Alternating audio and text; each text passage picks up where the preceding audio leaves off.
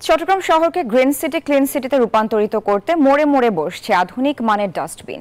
যত্রতত্র ময়লা রাস্তার ধারে ফেলে না রাখতে এমন উদ্যোগ বলে জানান সিটি মেয়র ডাক্তার শাহাদাত। নগরজুড়ে 100টি সেকেন্ডারি ডাস্টবিনের পাশাপাশি অলিগলিতে ছোট বড় ডাস্টবিন বসানো হবে বলেও ঘোষণা দেন মেয়র। আবু জাবেদের ছবিতে চট্টগ্রাম থেকে নয়ন বড়ুয়া জয়ের রিপোর্টে দেখুন বিস্তারিত।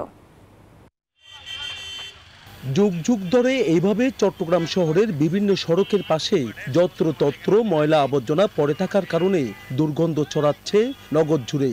তবে ডাক্তার শাহাদাত হোসেন মেয়রের দায়িত্ব পাওয়ার পর চট্টগ্রাম নগরকে গ্রিন সিটি ক্লিন সিটিতে রূপ দিতে নগর জুড়ে বসানো হচ্ছে আধুনিক মানের সেকেন্ডারি ডাস্টবিন।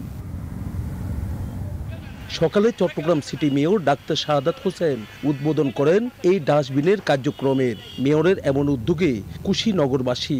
ময়লার জিনিসটা যদি এখানে ঢুকে যায় তাহলে আমরা এই পরিবেশটা অনেক সুন্দর হয়ে যাচ্ছে এবং গন্ধমুক্ত হচ্ছে। আমরা ধন্যবাদ মাননীয় মেয়রকে, উনি সুন্দর একটা উদ্যোগ নিয়ে একটা ডাস্টবিন তৈরি করছে। ময়লার জায়গায় বাগান হবে, মানুষ অনেক সুবিধা ভোগ করবে।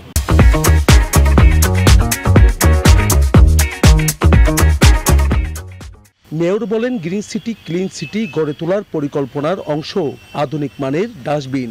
নগর জুড়ে 100টি বসবে এমন ডাস্টবিন। ময়লাটা যেহেতু আমাদের চোখে লাগছে না, তাহলে আমাদের শহরটাও ভালো লাগছে, আর সেখানে একটা গ্রিন ভিউ থাকছে। আর আলটিমেটলি গিয়ে এইভাবে আমরা 100টা স্পটে সেটা করার চিন্তা করছি।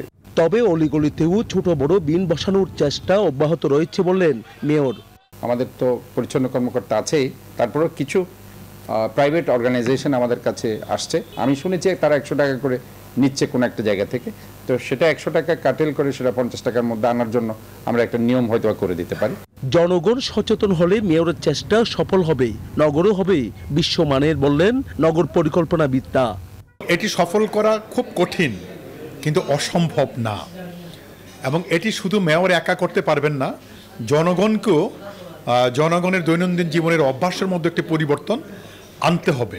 তবে পরিচ্ছন্ন কর্মীদের পরিচ্ছন্ন কাজে গাফিলতি পেলে কোনো ছাড় নেই বললেন মেয়র। নয়ন বড়ুয়া জয়, নিউজ 24, চট্টগ্রাম।